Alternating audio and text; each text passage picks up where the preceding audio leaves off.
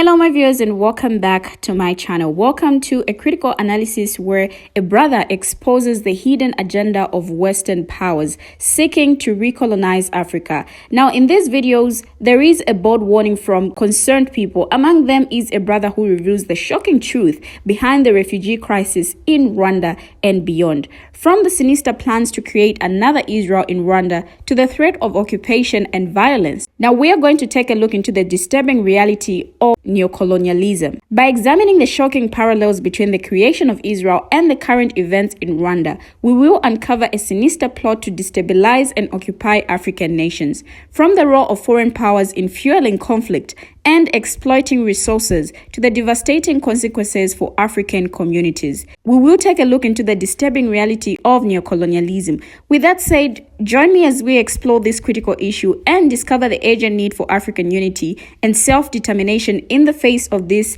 insidious threat. Take a look at these videos. I will be right back. I always say that Africans are the only people who refuse to learn from the past. You see what is happening in Rwanda right now? This man Paul Kagame, the Rwanda president, he's becoming a problem to Africa. You know what he's doing? Paul Kagame is trying to create another Israel in Rwanda. UK government want to send refugees to Rwanda and Paul Kagame accepted the offer. These old leaders always plant a seed of conflict, and after they are gone, the next generation will come and reap the consequences. Make sure you share and like the video for it to go viral, because this is a threat to all of us on the continent. These refugees came from different countries and they want to send them to settle in Rwanda. Do you know what is going to follow after? In the next 10, 15 to 30 years, they will give them independent states, supply them with weapons to start fighting Rwanda through a narrative of defending themselves, just like what they are doing in the Middle East. Those so-called refugees are not refugees, they are occupiers. All the African countries who are accepting these refugees, listen to me. The moment those refugees land in any part of your country,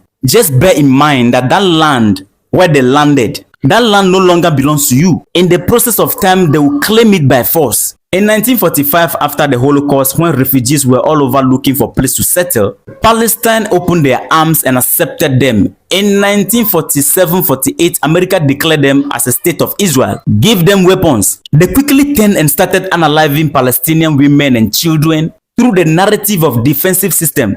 It is a strategy. The West have been looking for means to recolonize Africa. So they are trying so hard to creep into the continent to own permanent states. Same thing is happening in South Africa. There is a white town called Oriana in South Africa where blacks are not allowed to go in their own land. And today, those guys in Oriana are calling for independent states. Very soon, the West will arm them to defend themselves against South Africa. And the whole South Africa is going to fall in conflict if care is not taken. Why are they sending the refugees to Rwanda? It is because Rwanda is close to Congo. Even in Congo, with all their instability, they are also accommodating refugees, trying to add more problems to themselves. Africans, we don't want to use the thing. The Rwanda government should stop Paul Kagame. If not, another genocide will start there, and it will affect the next generation, because as for them, the old men, they are already old and they are about to die. So they should not take decision that the next generation will come and suffer from. These refugees they are sending and using to fill the continent of Africa, these are the very people that will stand against the unity of Africa in time to come. When we say let's unite, they will disagree, because they are here to protect the interests of where they are coming from. This Paul Kagame and our African leaders, they don't want to learn from the past. I've been saying this, that knowing your enemy is a different thing, and knowing how your enemy operates is another thing altogether. It is a new strategy to destabilize Africa and recolonize Africa. If they are tired of the refugees, why don't they send the refugees go back to their country? I'm calling on the Rwanda people to exercise their right as a citizen and speak against this. They should start speaking if they don't want to become victims of genocide in the future. The only crime of Palestine today is to have accepted those refugees. The only crime South Africans committed today in their own country, and their restricted access to a particular place, is to allow those guys to remain in Oriana. Let the Rwanda government stop Paul Kagame. If not, the future will not be pleasant to see. This was the same thing that happened in 1945 to 1948. Those refugees were declared as independent states, and the West quickly armed them with advanced weapons to start unaliving Palestinians. Today, Palestinians wake up and they can't find their country. Rwanda should not allow this to happen. It will germinate into something that will practically destabilize the whole sub-Sahara region. Not only that, but also cause a mega effect on the whole Africa. These guys are only looking for ways and means to get independent states in Africa. where they can base and achieve their long-term goal. Be smart. So Britain has just passed one of the most anti-immigrant laws I have ever seen. They are planning to send asylum seekers to Rwanda while their case is still being heard. And just in case you're wondering, how far is Rwanda from the UK? They're planning to send people 6,000 miles away while their case is being heard.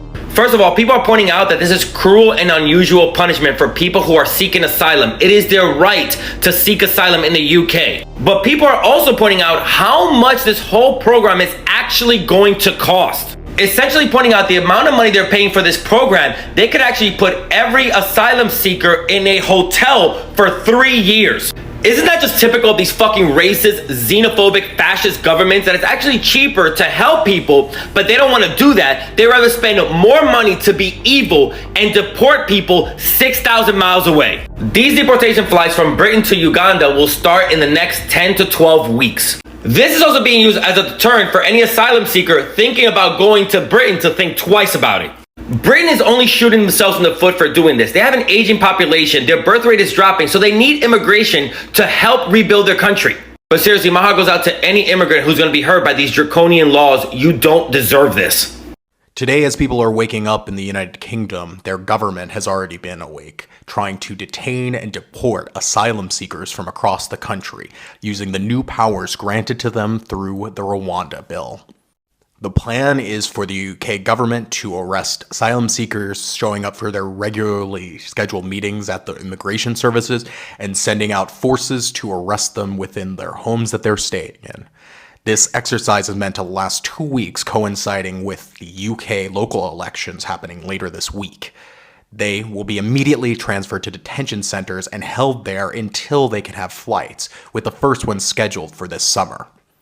The Rwanda bill legislation was blocked by the House of Lords for 2 years, and while the Prime Minister hails this as landmark legislation, swooning over the fact that he's been able to increase detention spaces by 2,200 people, Amir Anwar, a Glasgow-based human rights lawyer, said that the legislation and the detention and removal operations are likely persuade other refugees already in the UK to disappear for fear of being deported, saying, even if a few thousand people are removed to Rwanda this year, there will be tens of thousands of refugees who have fled from countries like Afghanistan, Sudan, and Syria, stranded in permanent limbo in the UK, likely to fall out of contact with services and face the risk of exploitation and abuse.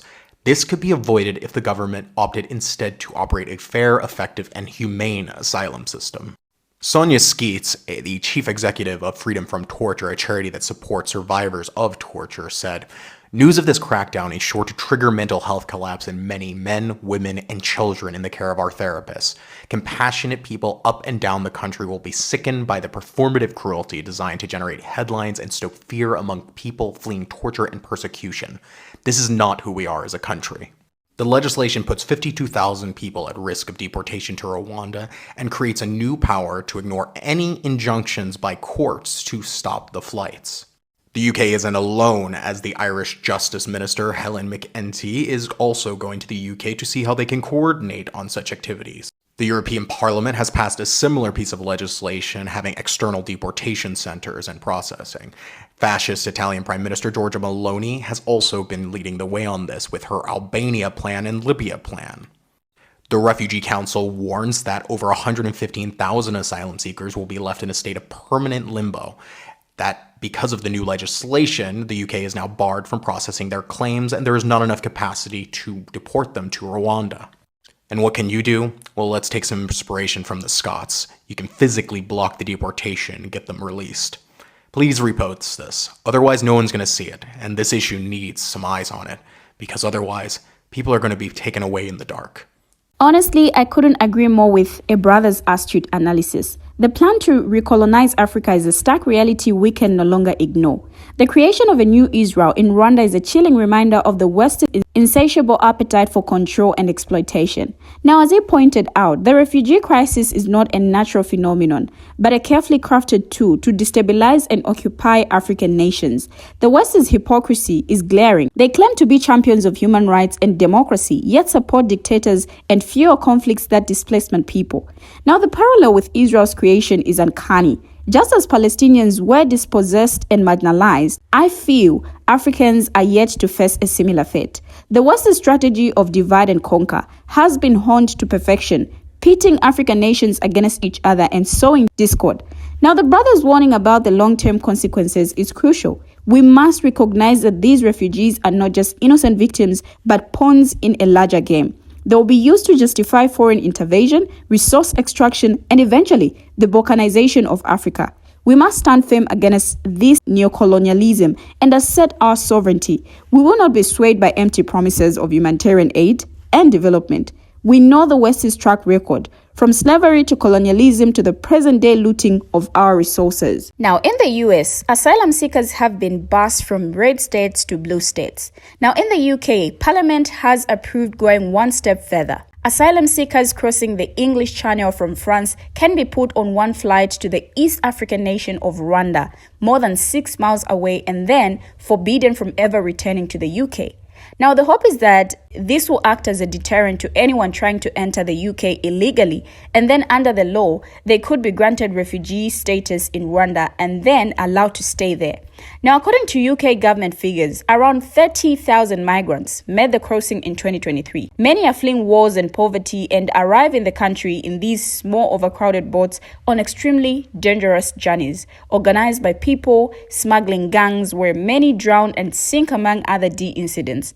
And in fact, 5 people just Tuesday drowned in another attempt to crossing across the channel. But human rights groups and the United Nations Refugee Agency have condemned this program, calling it cruel, inhumane, and illegal. In 2023, the UK Supreme Court had actually ruled it was unlawful and violated the European Convention of Human Rights because it said that genuine refugees would be at risk of being deported back to their home countries, where they then could face harm. And while the new legislation writes into law that Rwanda is a safe country for refugees, the Supreme Court argued that Rwanda's asylum system and its poor human rights record meant that the British government could actually not be sure asylum seeker would have their claims considered safely later on properly. Now, while Rwanda is often cited as one of the most stable countries in Africa, many accuse the president there of ruling in a climate of fear and oppression and authoritarianism. Another big criticism being the cost. For the first 300 people deported, it will cost about $2.2 million per person. Up until now, the government has been housing asylum seekers in hotels and even on boats where they're basically trapped and unable to work until their claims are processed, and that processing can take years. Now, this hotel cost the government around £8 million in taxpayer money, or almost $10 million every day to rent. But British Prime Minister Rishi Sunak said the government would operate multiple charter flights every month starting in 10 to 12 weeks, saying that these flights will go, come what may. Now, the Rwanda bill was introduced to allow the scheme to go ahead after the Supreme Court ruled it was unlawful. In April 2022, the government said that any asylum seeker entering the UK illegally after 1st January 2022 from a safe country such as France could be sent to Rwanda. They could have their asylum claims processed there rather than in the UK. If successful, they could be granted refugee status and allowed to stay in the landlocked East Central African country. If not, they could apply to settle in Rwanda on other grounds or seek asylum in another safe third country. No asylum seeker would be able to apply to return to the UK. Now, ministers say they plan to deter people from arriving in the UK on small boats across the English Channel. As at 1st May, 8,278 people had crossed the channel in 2024, which is more than the total for the same period in either 2023 or 2022. Now, according to BBC Home and Legal Correspondent, when the legislation was approved by Parliament on 22nd April, there were 52,000 asylum seekers who could potentially be sent to Rwanda. On 28 April, the government said it would start to detain people ahead of their removal within the next few weeks. On 1st May, the Home Office released footage of immigration enforcement officers detaining several migrants at different addresses before they were led away in handcuffs and put into secure vehicles. Now, the move came after official documents revealed that of 5,700 asylum seekers in the first group of migrants identified for removal to Rwanda, contact has been lost with 3,557.